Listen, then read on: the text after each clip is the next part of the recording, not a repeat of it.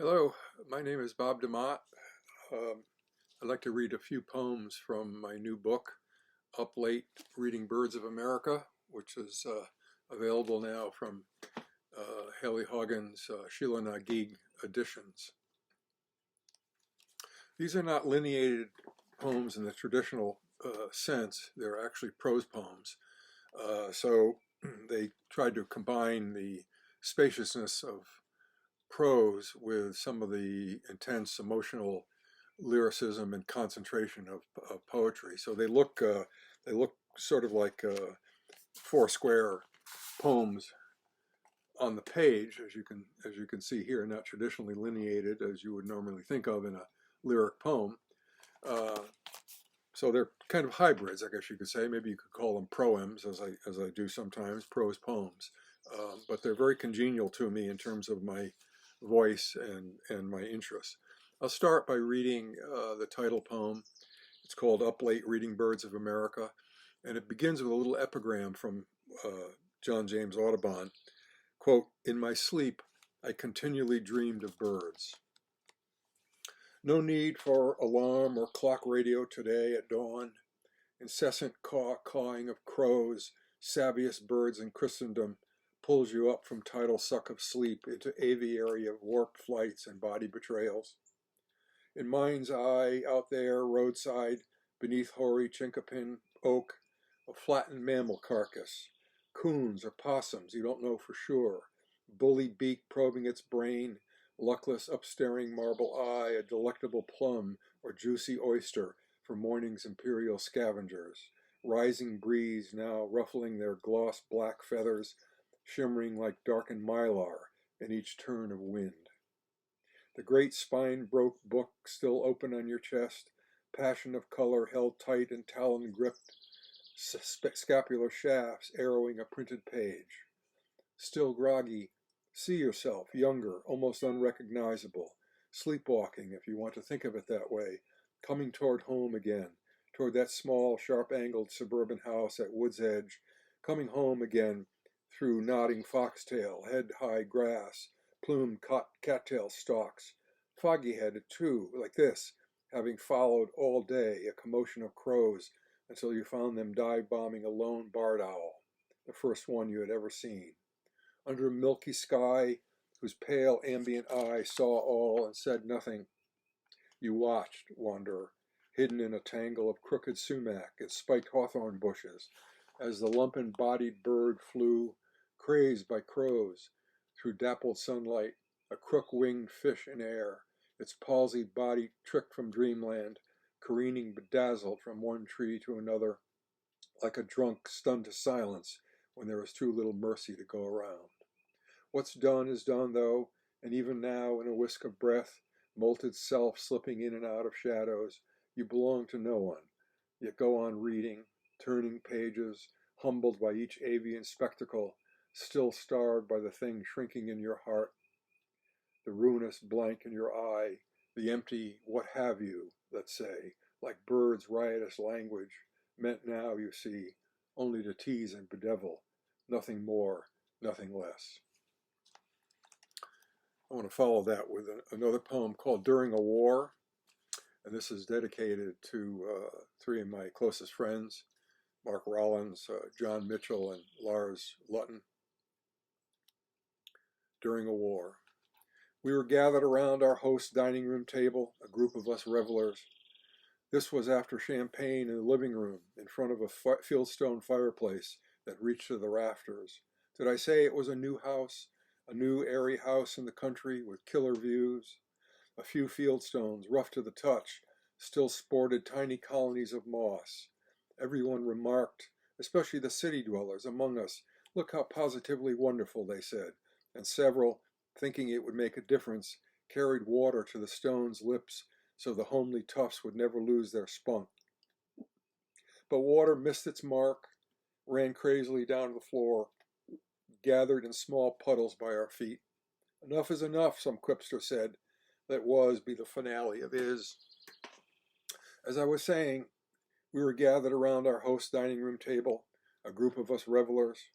There were several who were not there around the table with us, and of course they were dearly missed. Remember this one? Remember that one? We said.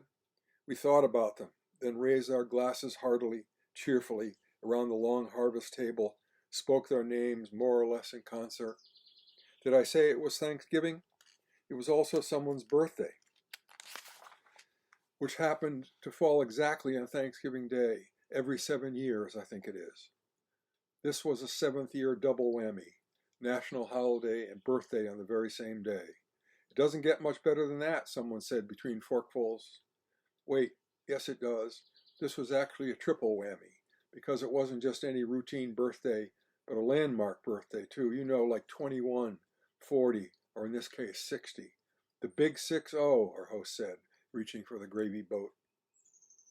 The table was piled high in that American way, not so much with bounty as with spoils. Now the cave of the turkey's breast cavity yawned darkly, the great knuckle of ham gleamed like a decapitated head, and in their burnished pans and barrows, the once bounteous mounds of stuffing, mashed potatoes, peas and carrots, cranberry sauce were reduced to smidgens. And though no one could eat another morsel, over on the sideboard for all to behold, the desserts lolled on their cooling rack, 5 kinds of pie calling to stopped ears, a chilled fruit-laden jello mold shimmering in elegant candlelight, and an outsized chocolate cake ribbed with white icing, its crown bedecked with birthday script. At our host's dining room table, someone broke out the dope, a chunk of opiated hash of all things, delivered, believe it or not, by courier no less, from the Kingdom of Morocco. I know whose it was, but won't tell, because, well, it has nothing to do with this. We oohed and ahed, we passed the tiny pipe, we smoked, we coughed, our eyes glazed, we fell silent, moved inward, and every one of us on our own flight of fancy. The tall tapered candles drew down to their ends, and blue wax dripped to the tablecloth.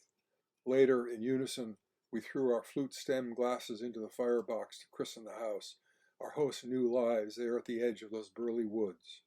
The fire hissed and sputtered. It was late November. Someone bet it would snow soon, and others said no, not yet, not in this part of the state. Outside, in a milky wash of patio light, 2 flying squirrels came down a tree trunk, then glided to the bird feeder. Their round black eyes took us in. No one moved. No one said a goddamn word.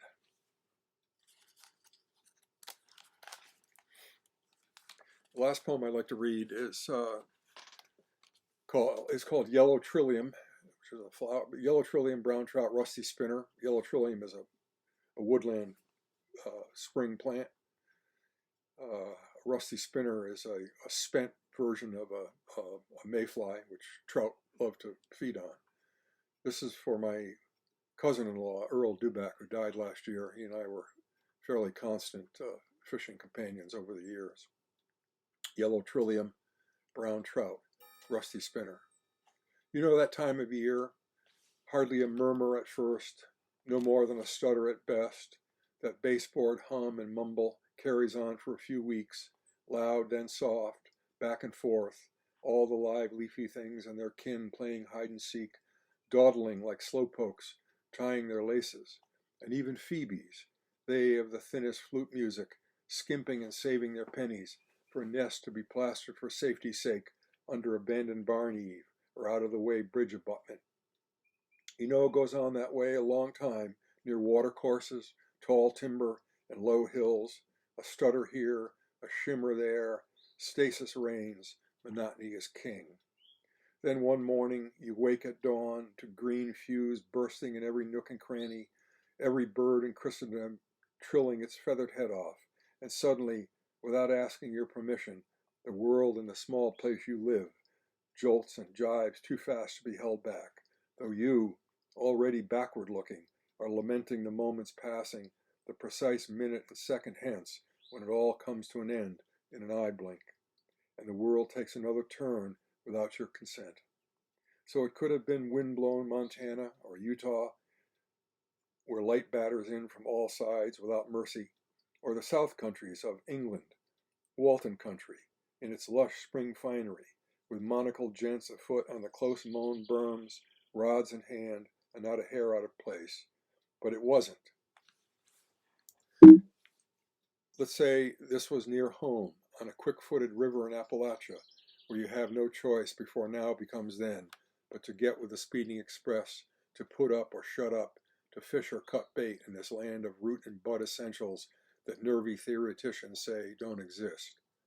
Earth, water, air, mayflies have been hatching all week in obscene numbers. True ephemerals, candles in the wind, lit and snuffed in mere hours, born without mouths and unable to taste, born only to screw and then to die. I was holding one, dead as a stone in my heart. It might have been a question, something like whether we ever see ourselves in this picture, but I could be wrong. It was early May.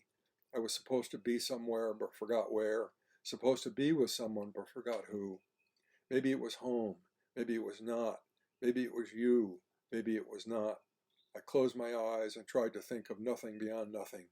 It was enough, I said, to stand in water where trout rose freely to sex-crazed pale evening duns. Trillium tipped their hats in profusion, and all around me streamside, an audience of thousands, watched the watcher. Thank you.